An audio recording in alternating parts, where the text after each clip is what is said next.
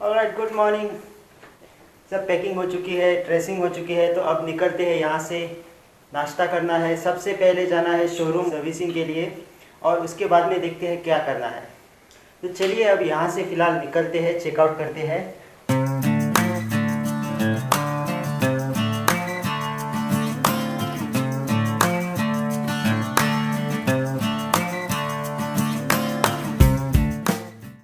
Okay, तो सब set हो गया। ये मेरा छोटा सा बैग जिसमें ऑलमोस्ट सब कुछ है, स्पेनर्स तक है, और ये छोटा सा बैग जिसमें कैमरा का सामान है और बाकी जो भी चीज़ें चाहिए, और ये हेलमेट। बस हो गया। ये कैमरा अब मैं बैग में डाल दूंगा और अब निकलते हैं यहाँ से। मिलते हैं आपसे डायरेक्ट शोरूम पे। तो मैंने बाइक अभी दे दी है यहाँ पे सर्विसिंग के लिए, बुकिंग हो चुकी है और 9:30 बजे आएंगे टेक्नीशियंस, और नंबर लगा है दूसरा। तो देखते हैं कितनी जल्दी मिल पाती है बाइक, और उसके बाद में निकलते हैं पैलेस के लिए, और पैलेस से फिर निकलेंगे ऊटी की तरफ।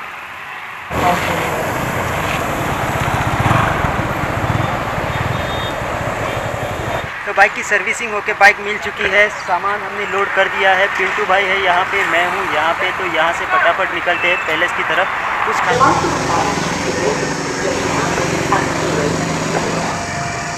तो भाई लोग, सीन ये है कि हम मैसूर पैलेस पहुँच चुके हैं। मैं इससे पहले 2-3 बार अंदर जा चुका हूँ और कैमरा अलाउड नहीं है, तो वापस से मेरा जाने का कोई मतलब नहीं बनता। पिंटू भाई अंदर जा चुके हैं और उन्हें लगभग 1-1.5 घंटा लगेगा। तब तक मैं यही रेस्ट कर लेता हूँ, उसके बाद में निकलेंगे ऊटी के लिए।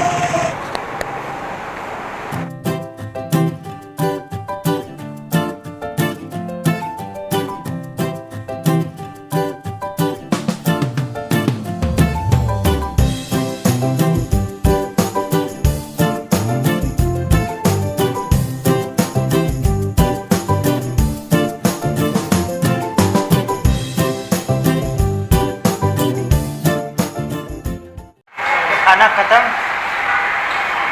पूरा सफाचट, और अब बढ़ते हैं आगे। तो निकल रहे हैं यहाँ से बाहर। पिंटू भाई है पीछे। तो चलिए निकलते हैं।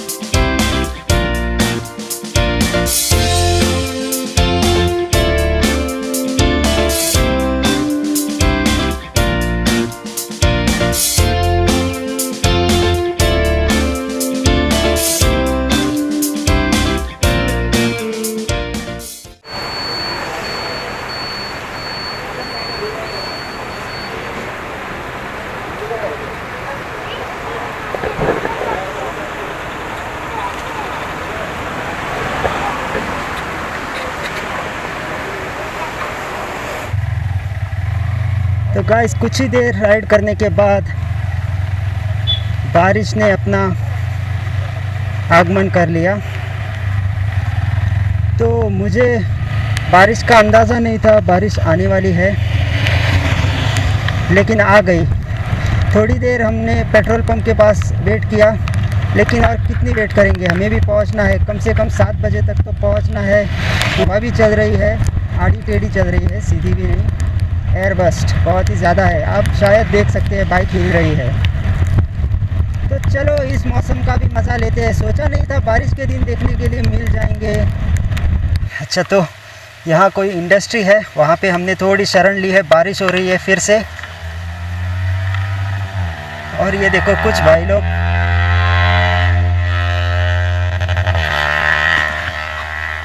कभी रुकते हैं, कभी आगे बढ़ते हैं।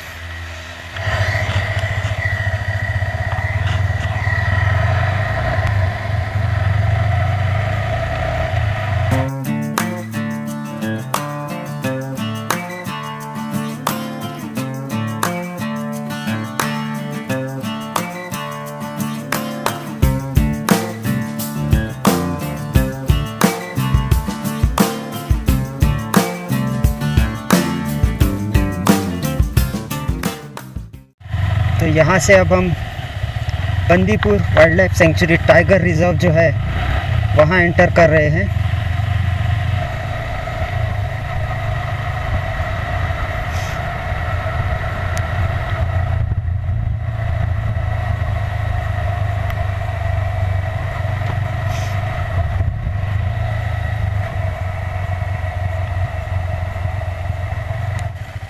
और ये आ गया चेक पोस्ट लगता है। ओके, ये बॉर्डर चेक पोस्ट है। ओके, और एक चेक पोस्ट है।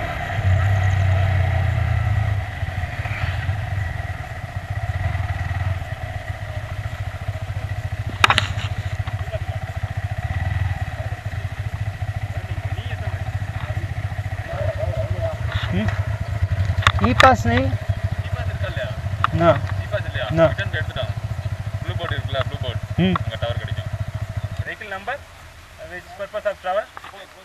आधार कार्ड यस।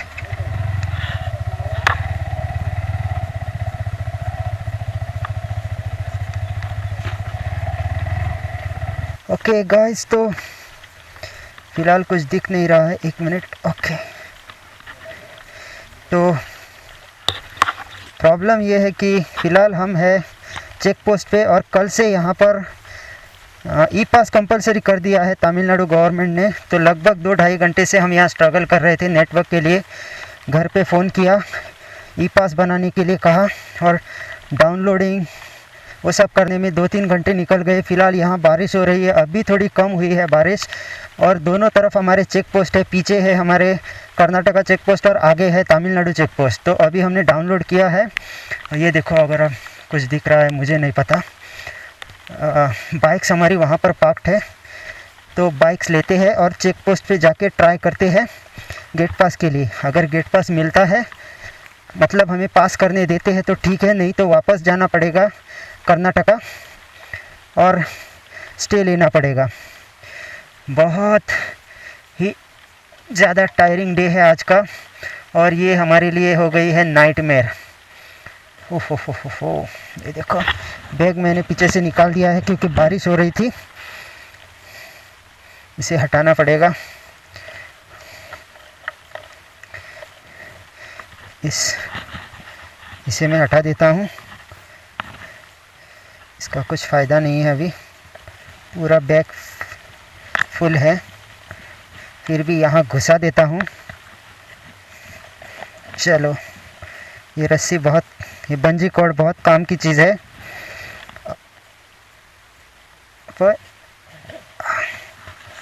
ओके, तो यहाँ बैग के पीछे डाल दिया है पंप। ओके, तो शायद अभी आपको कुछ दिख रहा हो। हमने गेट पास तो बना दिया है ऑनलाइन, तो अभी चेक पोस्ट पे जाके ट्राई करेंगे। अगर चेक पोस्ट पे एंट्री होती है तो जल्दी हमें रूम भी मिल जाएगा, क्योंकि आगे गुडेलूर जो टाउन है छोटा सा, वहाँ पे रूम्स मिलेंगे। अगर चेक पोस्ट पे एंट्री नहीं होती तो पूरा घाट सेक्शन निकाल के, मतलब बंदीपुर टाइगर रिजर्व निकाल के वापस जाना पड़ेगा कर्नाटका के लिए। तो बहुत बड़ी नाइटमेयर हो जाएगी हमारे लिए। तो चलिए देखते हैं।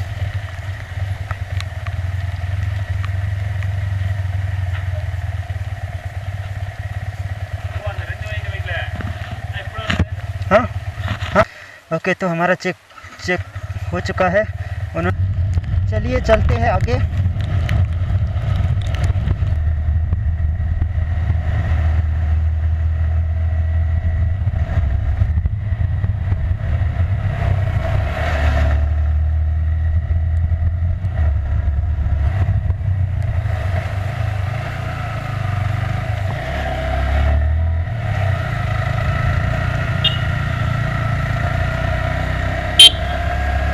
तो अभी हम है शॉर्टकट ऊटी वाले रोड पे, और यहाँ पे 36 हेयरपिन बैंड्स है। तो आइए मज़ा लेते हैं 36 हेयर बैंड्स का। एक्चुअली ये बड़ी वाली गाड़ी आ रही है, इनको अलाउड नहीं है, पता नहीं कैसे छोड़ा। सब छोटी गाड़ियाँ ही आती है यहाँ से। ये देखो, इनको दिक्कत हो रही है।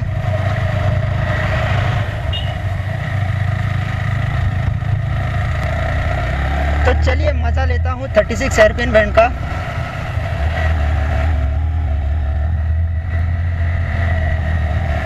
ओ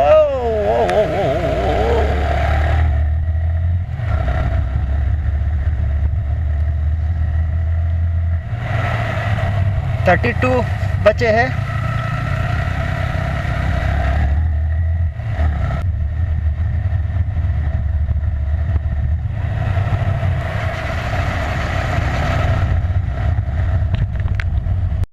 तो अभी अभी पहुँचे हैं ऊटी और जस्ट एक होटल में चेक इन किया है। अभी अभी जस्ट चेक इन किया है और बाइक से हमारी नीचे पार्क्ड और होटल का नाम है ग्रैंड पैलेस कॉटेज। तो अभी पिंटू भाई गए हैं नहाने के लिए, उनके बाद में मैं जाऊंगा और नहाने के बाद हम फिर खाना ढूंढने जाएंगे। हुआ यूँ था कि जैसे ही हमने तमिलनाडु बॉर्डर क्रॉस करनी चाहिए हमें पुलिस ने रोक लिया और उन्होंने कहा कि आपका ई पास है या नहीं। वो हमारे पास 2 गाड़ियाँ और दोनों के अलग अलग राइडर्स, तो हमारे पास ई पास नहीं था और कल ट्यूसडे से ही ये ई पास कंपलसरी कर दिया गया है तमिलनाडु गवर्नमेंट ने। तो फिर हमने उनसे पूछा और क्या ऑप्शन है। पहले तो वो बोले अब वापस जाना पड़ेगा। बाद में थोड़ी देर रुकने के बाद उनमें से एक आदमी बोला आप थोड़ा सा पीछे जाए और वहाँ पर आपको नेटवर्क मिलेगा, तो आप वहाँ पर मोबाइल के द्वारा अपना ई पास बनाएं। तो फिर हम पीछे मुड़ गए, थोड़ा बहुत पीछे आ गए और जहाँ नेटवर्क था वहाँ पर हमने सर्च करना स्टार्ट कर दिया, तो नेटवर्क सही से काम नहीं कर रहा था। बहुत तकलीफ़ हुई। उसके बाद में हम दोनों ने अपने अपने घर पे फ़ोन किया और घर से हेल्प लेके हमारे पासिस घर पे बनाए। घर पे बनाने के बाद डाउनलोड करवाए, डाउनलोड करके उन्होंने हमें मोबाइल पे सेंड किया। जैसे तैसे करके हमने वो PDF फाइल डाउनलोड की और फिर वापस चले गए बॉर्डर के पास, उनको दिखाया और फिर वहाँ से आगे बढ़े। बीच में बहुत बारिश हुई, हम भीगे, सब सामान निकालना पड़ा, शेड लेनी पड़ी और फिर हमने सोचा चलो 30 किलोमीटर बचे हैं, अब क्यों रुकना, अब तो सीधा ऊटी ही जाएंगे। तो हमने शॉर्टकट लिया और लगभग 29 किलोमीटर्स और 36 हेयरपिन बैंड्स है। अगर आप आए हैं तो आपको पता होगा और ज़्यादातर छोटी गाड़ियाँ ही वहाँ से जाती है। तो हमने जल्दी से जल्दी वो घाट कवर किया और अभी बजे हैं 9, तो 9 बजे हम पहुँच गए होटल।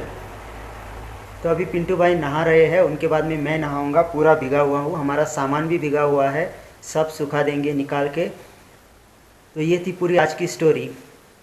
तो चलिए आपको रूम का टूर करवाता हूँ। ये मेरे पीछे है रिसेप्शन। हमने ऊपर वाला कमरा नहीं लिया, मुझे तो कोई शौक नहीं है ऊपर वाले कमरे का। तो ये है हमारा रूम, ये साइड पिंटू भाई के लिए और राइट साइड मेरे लिए एज़ यूजुअल। तो अभी जा रहे हैं खाना खाने। जैकेट नहीं है, 2 टी-शर्ट पहना है मैंने, जैकेट पूरी तरह भीग चुका है, शूज़ भीगे हुए हैं, पैंट दूसरी वाली पहन ली। और लगता है यहाँ पर नाइट कर्फ्यू है, तो थोड़ा उनसे बोला मैंने, किसी से बातचीत की है उन्होंने, तो हम जाके खाना खा के आते हैं। चलिए चलते हैं। अभी लगभग 1.5 किलोमीटर बाइक राइड करने के बाद बहुत ठंड थी। हम पहुँचे एक रेस्टोरेंट में। रेस्टोरेंट का नाम है रहमान्स होटल डाइन विथ व्यू।